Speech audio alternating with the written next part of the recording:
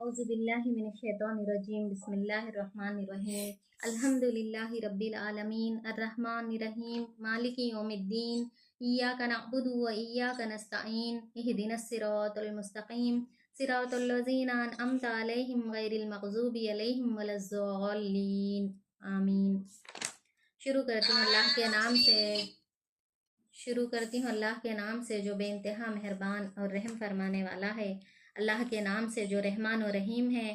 तारीफ़ अल्लाह ही के लिए है जो तमाम कायनात का रब है, रहमान और रहीम है, रोज़े जज़ा का मालिक है। हम तेरी ही इबादत करते हैं और तुझी से मदद मांगते हैं। हमें सीधा रास्ता दिखा, उन लोगों का रास्ता जिन पर तूने इनाम फरमाया, जो मातूब नहीं हुए, जो भटके हुए नहीं हैं। तो सामियात जो जिनका माइक ऑन है, थोड़ा फातिहा का नाम फातिहा उसके मजमून की मुनासिबत से रखा गया है। फातिहा का मानी, फातिहा इस चीज को कहते हैं जिससे किसी मजमून या किताब या किसी शय का इफ्तिताह हो, यानी जिसका है ना कहे अभी इस किताब इस कुरान मजीद का इफ्तिताह है ना इस सूरे से हुआ है, तो इसका नाम इसलिए फातिहा रखा गया है जिससे इस किताब की इफ्तिताह हुई है। तो ये फातिहा और ये फातिहा कुरान मजीद के स्टार्टिंग में रखा गया है सूरा, इसका मतलब ये नहीं है कि सबसे पहली नाजिल शुदा सूरत है, इसका नहीं है, बल्कि सबसे पहली नाजिल शुदा सूरत यानी आयतें, चंद आयतें नाजिल हुई हैं सबसे पहले। वो आयतें कौन सी हैं? सूरह अलफ की 5 आयतें हैं। तो ये सूरह फातिहा सबसे पहली मुकम्मिल सूरत है नाजिल हुई सो, लेकिन क्या है पहली नाजिल शुदा सूरत नहीं है। सिर्फ इसको है ना अल्लाह ताला के हुक्म से मोहम्मद सल्लल्लाहु अलैहि वसल्लम क्या है इस तरह तरतीब में पहले रखे हैं।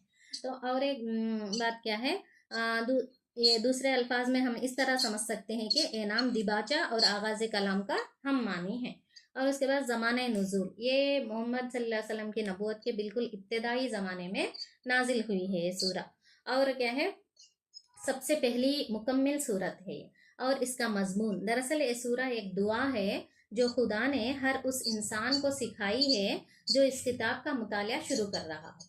हम इस कुरान का मुतालिया जो भी शुरू करते हैं उनको अल्लाह ताला ये दुआ सिखाए हैं कि इस तरह दुआ करना है किताब शुरू करने से पहले, कि हम वाकई हम इस किताब से फ़ायदा उठाना चाहते हैं तो हमें इस तरह दुआ करना है। फितरतन दुआ हम किससे करते हैं? एक इंसान, हर एक कोई भी इंसान दुआ किस चीज़ की करता है और किससे करता है? जिस चीज़ की उसके दिल में ख्वाहिश होती है और जिससे वो दुआ करता है उस पर उसको पूरा यकीन भरोसा होता है कि वो उसकी दुआ को कबूल कर सकता है, इतनी कुदरत रखता है, उससे दुआ करता है इंसान।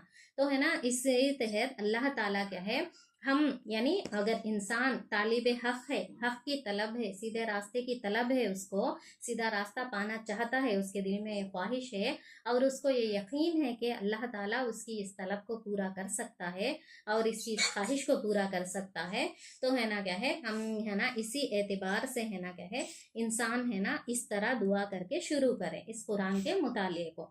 और इसी मजमून के तहत है ना हमको इस बात समझ में आती है कि कुरान और सूरह फातिहा का रिश्ता कैसा है, दुआ और जवाब दुआ का है।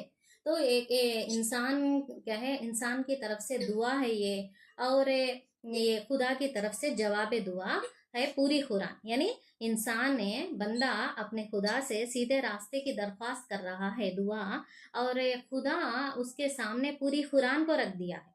तू जिस सीधे रास्ते की जिस हिदायत की तलब कर रहा है ना, वो सीधा रास्ता ये है बोल के अल्लाह ताला पूरी कुरान को रख दिया है।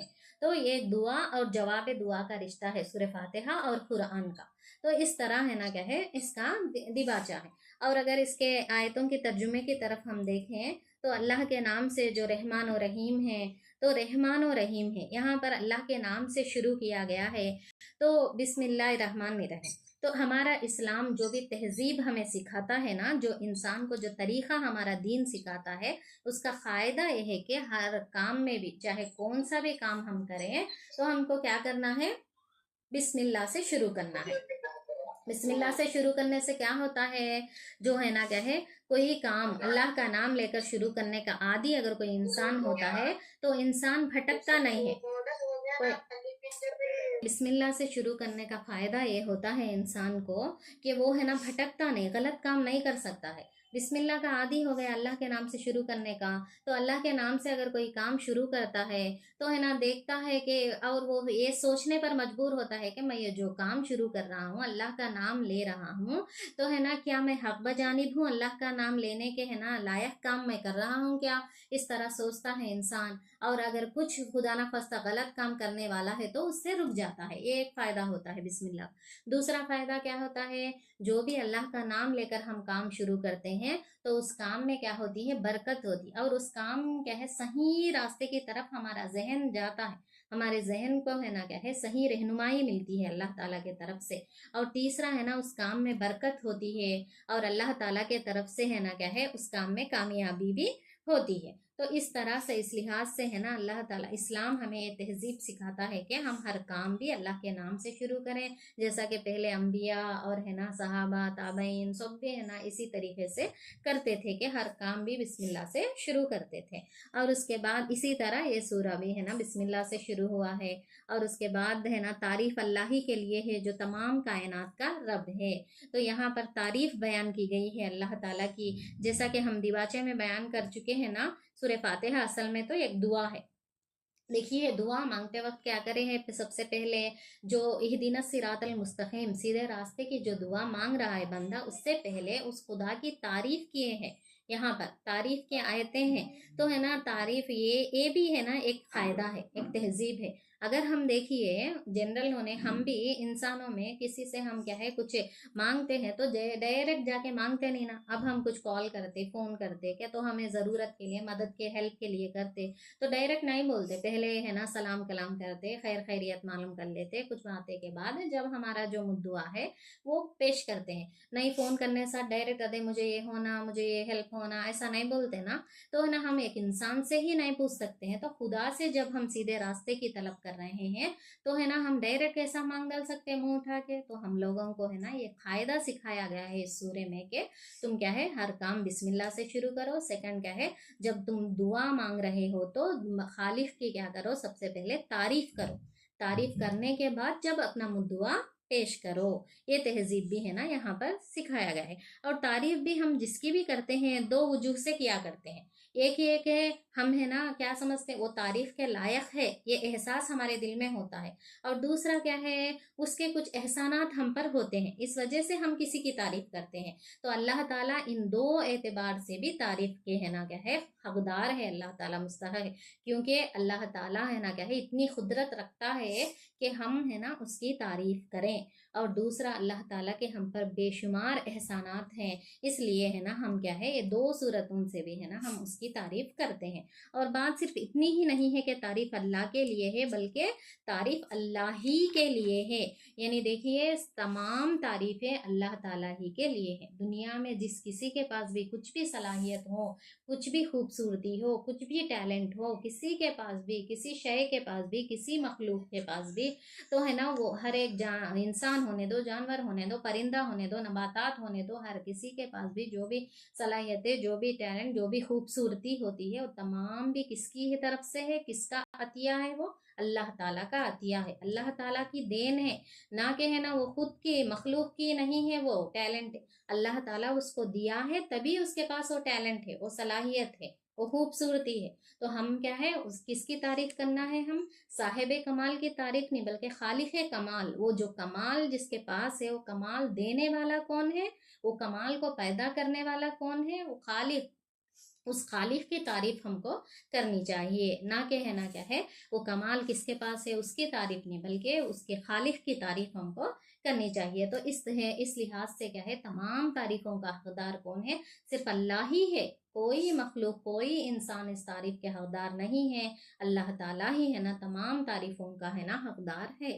تو اس کے بعد اللہ روز جزا کا مالک ہے، رحمان و رحیم ہے نا، اس کے بعد ہے نا کیا ہے تمام کائنات کا رب ہے، تو ہم تعریف اللہ کی کرے ہیں، اس کے بعد کون ہے وہ تمام کائنات کا رب ہے، یہاں پر رب کے معنی تین اس میں بولے جاتے ہیں، تو تین معنوں میں ہے رب کا لفظ استعمال ہوا ہے، تو پہلا کیا ہے مالک اور آقا، یعنی یہ تمام کائنات کا مالک بھی ہے، اونر ہے اللہ تعالیٰ، آقا ہے اور مربی ہے، یعنی ایک استاد کے جیسا ہے، اور پرورش کرنے والا بھی ہے، خبرگیری کرنے والا ہے، نگہبانی کرنے والا ہے، فرما روا ہے، حاکم ہے، مدبر ہے اور منتظم ہے۔ تمام اس کے لحاظ سے، تمام صفات کے لحاظ سے بھی اللہ تعالیٰ ہی ہے نا کیا ہے، رب ہے۔ رب کے معنی میں یہ تمام چیزیں پوشیدہ ہیں، رب کے لفظ کے اندر یہ تمام چیزیں پوشیدہ ہیں۔ تو اللہ تعالیٰ ان سب معنوں میں کائنات کا رب ہے، یعنی تمام کائنات کا اونر بھی اللہ تعالیٰ چے، اس کی رہنمائی کرنے والا بھی، پرورش کرنے والا بھی، خبرگیری، نگہبان، گارڈین، اور ہے نا کیا ہے ایک واچمین کے جیسا خبرگیری کرنے والا، نگہبانی کرنے والا، فرما روا، فرمانا جاری کرنے والا، حاکم، حکومت کرنے والا، مدبر، تدبیریں کرنے والا، انتظام چلانے والا، اس کائنات کو سب کچھ کون ہے؟ اللہ تعالیٰ ہے۔ اور اس کے بعد ہے نا کیا بتایا جا رہا ہے یہاں پر؟ وہ رحمان اور رحیم ہے۔ تو اللہ تعالیٰ کی مہربانی کے، اللہ تعالیٰ کے صفات کی یہاں پر تعریف کی جا رہی ہے کہ اللہ تعالیٰ رحمان ہے اور رحیم ہے۔ دیکھیے کچھ بھی ایک انسان ہے، کچھ زیادہ بولنا ہے تو وہ کیا کرتے ہیں، ایک لفظ سے ہے نا وہ ہے نا برابر نہیں ہوتا، بلکہ مبالغہ کا صیغہ استعمال کرتے ہیں۔ مثال کے طور پر کوئی فیاض انسان ہے، زیادہ سخاوت کرنے والا ہے، اس کو ہے نا کوئی بولنا ہے تو کیا یوز کرتے ہیں ہم لوگ جنرل طور پر؟ سخی اور داتا، یعنی ایک لفظ استعمال نہیں کرتے، کچھ زیادہ ہے اس کے پاس سے، زیادہ بڑا چڑھا کر بولنا ہے تو، اور سخی اور داتا۔ اسی طرح کچھ ہے نا کیا ہے، گورے انسان کو ہے نا کیا ہے بولنا ہے، زیادہ گورا ہے تو گورا چٹا اس طرح بولتے، لمبا تگڑا، لمبا تڑنگا اس طرح بولتے۔ تو ہے نا کچھ زیادہ ہے نا کیا ہے تعریف کرنا ہے، زیادہ تعریف کے قابل ہے تو ہے نا ہم کیا کرتے ہیں، دو الفاظ یوز کرتے ہیں۔ اسی طرح اللہ تعالیٰ کی مہربانی، اللہ تعالیٰ کیا ہے نا فضل و کرم اتنا ہے کہ صرف رحمان کہنا کافی نہیں ہے، بلکہ رحمان اور رحیم ہے نا کہا گیا ہے۔ اس لیے تو ہے نا اللہ تعالیٰ رحمان اور رحیم ہے اور روز جزا کا مالک ہے۔ اللہ تعالیٰ کون ہے؟ رحمان اور رحیم کے ساتھ ساتھ فوری طور پر ہے نا اس کو روز جزا کا مالک کہا گیا ہے اللہ تعالیٰ کو۔ تو ہے نا اس سے ہمیں یہ سمجھ میں آتا ہے کہ اللہ تعالیٰ جہاں رحم کرنے والا ہے، مہربان ہے، اسی طرح ایک منصف بادشاہ بھی ہے۔ جب حشر کے میدان میں ہم جمع ہوں گے فیصلے کے لیے، تو اس وقت اللہ تعالیٰ کا فیصلہ ایسا ہوگا کہ رتی برابر نیکی کی بھی قدر کرنے والا ہے اللہ تعالیٰ، رتی برابر ہے نا کیا ہے غلطی کو بھی، گناہ کو بھی چھوڑنے والا نہیں ہے اللہ تعالیٰ، ایک منصفانہ فیصلہ کرنے والا ہے اللہ تعالیٰ۔ اور جو فیصلہ اللہ تعالیٰ کرے گا اس کو کوئی رد کرنے کی ہمت، کوئی مزاحمت کرنے کی ہمت نہیں کر سکتے ہیں۔ ایسا بادشاہ، ایسا منصف بادشاہ، ایسا مالک ہے روز جزا کا اللہ تعالیٰ۔ یہ تعریف اس طرح ہے نا کی گئی ہے۔ اس کے بعد ہم تیری ہی عبادت کرتے ہیں اور تجھے سے مدد مانگتے ہیں۔ تو جس طرح یہ تمام تعریفیں پیش کی گئی اللہ تعالیٰ کی، تو ان تعریفوں کے لحاظ سے اللہ تعالیٰ ہی تمام کائنات کا رب ہے، رحمان و رحیم ہے، اور ہے نا روز جزا کا مالک ہے۔ ان صفات کے ہے نا، ان اختیارات کے پیش نظر ہم کیا کرتے ہیں؟ تیری ہی عبادت کرتے ہیں۔ تو ہی عبادت کے لائق ہے، تیرے سوا کوئی عبادت کے لائق نہیں ہے۔ اور ہے نا عبادت کے اعتبار سے بھی عربی میں 3 معنوں میں استعمال ہوتا ہے عبادت، پوجا اور پرستش۔ عبادت بولے تو پوجا اور پرستش بھی ہم تیری ہی کرتے ہیں، یعنی غیر مسلمانوں کا جیسا پوجا نہیں نا، ہمارا پوجا الگ رہتا، ہماری نماز، ہماری عبادت الگ رہتی ہے، تو وہ عبادت ہم تیری ہی کرتے ہیں۔ اور اطاعت و فرما برداری، تیرے حکموں کی ہے نا فرما برداری ہم کرتے ہیں۔ بندگی، غلامی، تیرے ہی ہم غلام ہیں، تیری غلامی کرتے ہیں ہم، بول کے یہاں پر ہے نا بتایا جا رہا ہے۔ اور اس کیا ہے یہاں پر تیری ہی عبادت کرتے ہیں بولے تو 3 معنوں میں بھی یہاں پر بتایا گیا ہے۔ اور تجھی سے مدد مانگتے ہیں ہم، یعنی اللہ تعالیٰ کے ساتھ ہمارا تعلق کیسا ہے؟ ہم صرف عبادت کا ہی نہیں، ہم بندے اور غلام ہیں، فرما روا ہیں ہم کیا ہے پوجا و پرستش کرنے والے ہیں، فرما برداری کرنے والے ہیں۔ تو ہم صرف عبادت ہی نہیں کرتے ہیں، بلکہ استعانت کا تعلق بھی ہم اللہ کے ساتھ ہی رکھتے ہیں، یعنی مدد ہم اللہ تعالیٰ سے ہی مدد رکھتے ہیں، مدد کیا ہے طلب کرتے ہیں۔ ہمیں معلوم ہے کہ ساری کائنات کا رب اللہ ہی ہے، اور ساری طاقتیں اللہ ہی کے ہاتھ میں ہیں، اور ساری نعمتوں کا اللہ ہی اکیلا مالک ہے۔ اس لیے ہم اپنی حاجتوں کی طلب میں اللہ تعالیٰ ہی کی طرف رجوع کرتے ہیں، اللہ تعالیٰ ہی کے آگے ہمارا ہاتھ پھیلتا ہے، اور اللہ کی مدد ہی پر ہمارا اعتماد بھی ہے۔ اسی بنا پر اپنی یہ درخواست لے کر ہم کیا ہے تیری خدمت میں حاضر ہوئے ہیں بول کے یہاں پر بتایا جا رہا ہے۔ اس کے بعد ہمیں سیدھا راستہ دکھا، اب تک اللہ تعالیٰ کی تعریف ہوئی، اور اس کے بعد اللہ تعالیٰ کے ہے نا کہ ہے ہم اللہ کی ہی عبادت کرتے ہیں اور اللہ ہی سے مدد مانگتے ہیں بول کے بتایا گیا۔ اس کے بعد دعا پیش کیا گیا کہ ہمیں سیدھا راستہ دکھا، اب دعا کی گئی کہ یعنی زندگی کے ہر شعبے میں زندگی کے خیال اور عمل اور برتاؤ کا وہ طریقہ ہمیں بتا جو بالکل صحیح ہو، جس میں غلط بینی اور غلط کاری ہے نہ کہے، بد انجامی کا خطرہ نہ ہو، جس پر چل کر ہم سچی فلاح و سعادت حاصل کر سکیں۔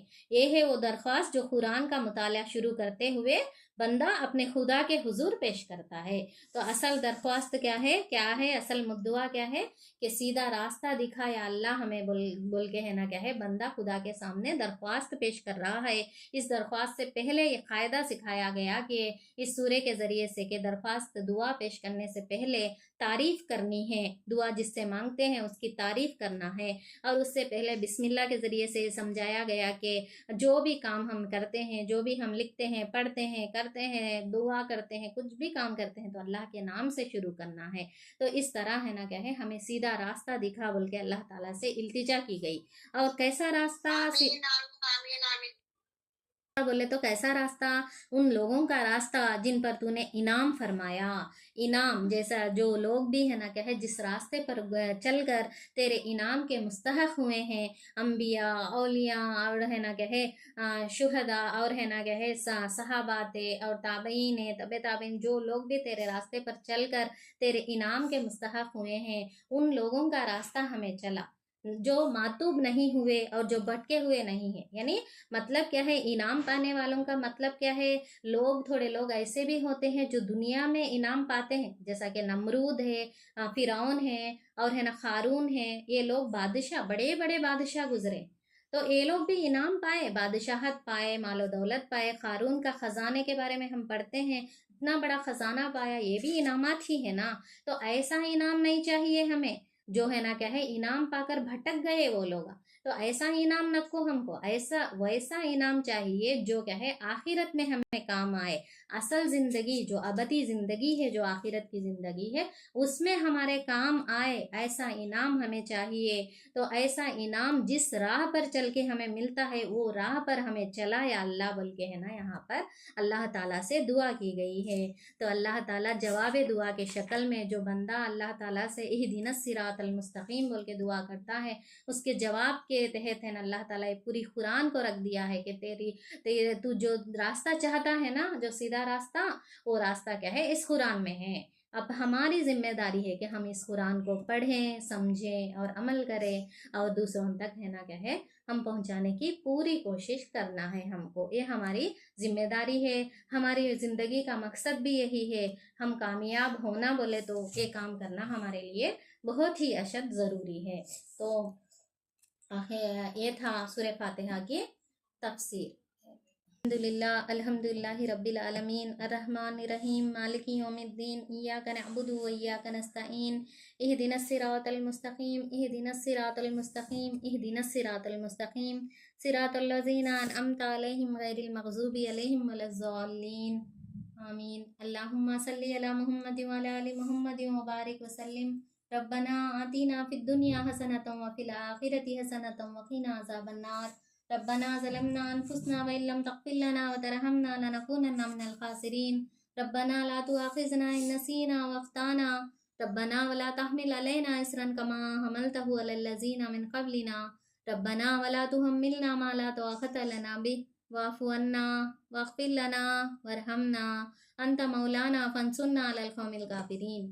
اللهم إني أعوذ بك من الهم والحزن والعجز والكسل والجبن والبخل وذل الدين وغلبة الرجال۔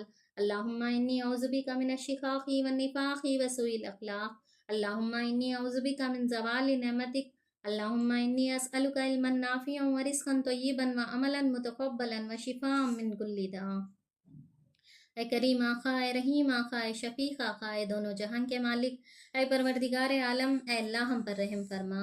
اے اللہ بے شک ہم گنہگار ہیں مولا، خطا کار ہیں مولا، پھر بھی تیرے ہی بندے ہیں مولا، تجھی پر ایمان لائے ہیں، تجھی پر بھروسہ کرتے ہیں، تجھی سے امیدیں رکھتے ہیں، تیرے ہی سامنے اپنے سر کو جھکاتے ہیں، تیرے ہی سامنے اپنے ہاتھوں کو پھیلاتے ہیں۔ تو رحمان و رحیم ہے، غفور الرحیم ہے، ستار العیوم ہے، 70 ماؤں سے بڑھ کر محبت کرنے والا ہے مولا۔ ہم سے جانے انجانے میں جو بھی صغیرہ کبیرہ گناہ سرزد ہوئی ہیں انہیں معاف فرما۔ اے اللہ ہم تمام کو بھی دونوں جہانوں کی کامیابی عطا فرما، ہم تمام کو بھی جنت الفردوس میں اعلیٰ سے اعلیٰ مقام عطا فرما، ہم تمام کو بھی دوزخ کی بھڑکتی آگ سے بچا لے۔ اے اللہ جو بھی مہلت حیات ہمیں نصیب ہوئی ہے مولا، اس میں زیادہ سے زیادہ نیکیاں کرنے کی اور اپنی آخرت کے لیے توشہ تیار کر لینے کی توفیق ہمیں نصیب فرما۔ اے اللہ ہمیں صحت و تندرستی عطا فرما تاکہ ہم دونوں جہانوں کی کامیابی کے لیے جد و جہد کر سکیں، اپنی دنیا کو سنوار لیتے ہوئے اپنی آخرت کے لیے توشہ تیار کر لے سکیں۔ ایسی صحت و تندرستی ہم تمام کو عطا فرما۔ اے اللہ ہم تمام کے جائز دلی خواہشات کو قبول فرما، ہم تمام کے پریشانیوں کو دور فرما، ہم تمام کے دلوں کو سکون و راحت عطا فرما۔ اے اللہ ہم سب کے گھروں میں تیری رحمتیں اور برکتیں نازل فرما۔ اے اللہ جو بھی ہمیں دعا کے لیے کہیں ہیں مولا، ان تمام کی جائز دعاؤں کو قبول فرما، ان تمام کے پریشانیوں کو دور فرما۔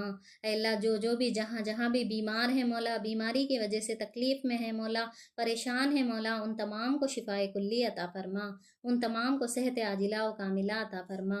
جو بھی مرحومین ہیں مولا، ان کی مغفرت فرما، ان کے قبروں کو نور سے بھر دے۔ اے اللہ ہمارے اسلامی معاشرے میں، ہمارے مسلم معاشرے میں جو بھی بن بیاہی لڑکیاں اور بن بیاہی لڑکے ہیں مولا، ان تمام کو نیک صالح جوڑے عطا فرما، ان کا نکاح کرنا ان کے والدین کے لیے آسان فرما، اور جو بھی حاملہ خواتین ہیں مولا، ان کا وضع حمل آسانی سے کر دے، ان کو نیک صالح اور صحت مند اولاد عطا فرما، اور جو بے اولاد ہیں مولا، ان کو نیک صالح اور صحت مند اولاد عطا فرما، اور جو بے روزگار ہیں مولا، ان کو حلال کمائی کمانے کے راستے کھول دے۔ اے اللہ ہم تمام کے جائز دلی خواہشات کو قبول فرما۔ اے اللہ ہماری اولاد کو نیک صالح بنا، ہماری اولاد کو ہمارے لیے آنکھوں کی ٹھنڈک بنا، ہماری اولاد کو ہمارے لیے صدقہ جاریہ بنا، ہماری اولاد کو صحت و تندرستی عطا فرما۔ اے اللہ ہمارے والدین کو صحت و تندرستی عطا فرما، ان پر اس طرح رحم فرما جس طرح انہوں نے بچپن میں ہمیں شفقت سے پالا پوسا تھا۔ اے اللہ ہمارے شوہروں کو صحت و تندرستی عطا فرما۔ اے اللہ ان کو حلال کمائی کمانے والے بنا، ان کی کمائی میں خیر و برکت عطا فرما۔ اے پروردگار عالم ہم تمام بھی یہاں پر اس پروگرام میں ایک نیک مقصد کے تحت جمع ہوئے ہیں مولا، ہمارے اس جمع ہونے کو، ہمارے اس وقت کے لگانے کو قبول فرما، ہم اس پروگرام سے زیادہ فائدہ اٹھانے کی توفیق ہمیں عطا فرما، ہمارے اس پروگرام کو کامیاب فرما۔ اے اللہ اس تفسیر قرآن کے پروگرام سے زیادہ ہم فہم حاصل کر سکیں، قرآن کو جس حد تک ہم سمجھ سکتے ہیں اس حد تک سمجھ سکیں اور اس پر عمل بھی کر سکیں، ایسی توفیق ہمیں نصیب فرما، ہمیں آسانیاں عطا فرما۔ اے اللہ اے پروردگار عالم ہماری اس کوشش کو قبول فرما۔ اے پروردگار عالم ہم جو مانگے ہیں مولا اسے بھی قبول فرما، اور جو مانگنا بھول گئے ہیں مولا اسے بھی قبول فرما۔ آمین ثم آمین۔ سبحان ربک رب العزت عما یصفون وسلام علی المرسلین والحمد للہ رب العالمین برحمتک یا ارحم الراحمین۔ اللہم صلی علی محمد وعلی آل محمد وبارک وسلم۔